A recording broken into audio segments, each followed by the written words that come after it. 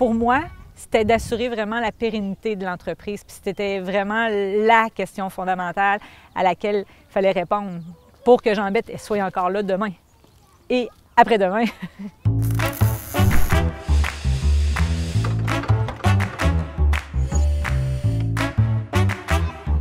Jean-Bette, on embellit le monde.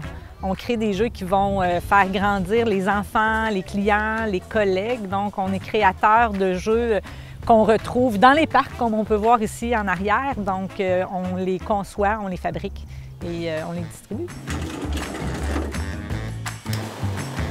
On se veut une entreprise très créative, mais les valeurs qu'on recherche chez nos employés, en premier lieu, c'est vraiment la générosité. On veut un travail d'équipe, on veut que les gens soient ensemble, puis aussi le désir de réussir. Donc oui, on veut avoir du plaisir, on va être heureux au travail, mais toujours dans le respect, naturellement.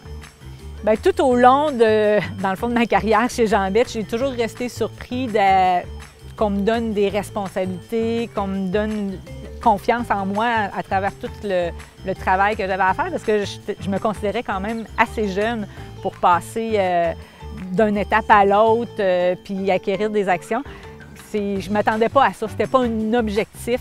Je voulais devenir gestionnaire quand j'étais à l'université, mais pas devenir nécessairement entrepreneur. Bien, reprendre une entreprise, ça permet déjà de partir de quelque part. Donc, la maturité de l'entreprise est déjà, il y a une équipe de bâti.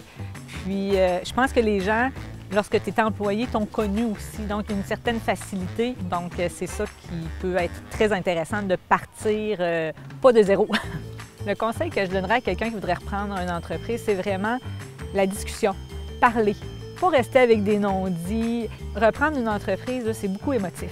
Pour ceux qui laissent, ils ont des deuils à faire. Ceux qui arrivent, souvent, ils veulent prouver. Je pense que la communication, c'est vraiment la base, c'est de se faire confiance, parler, discuter, s'assurer que tout est dit. Comment s'est passée mon expérience de reprenariat? Très bien, mais elle n'est pas terminée. Je pense que c'est toujours une continuité. On est en croissance, on grandit tous ensemble. Mes associés s'en vont éventuellement vers la retraite aussi, donc il y a une continuité qui n'est pas terminée, je pense.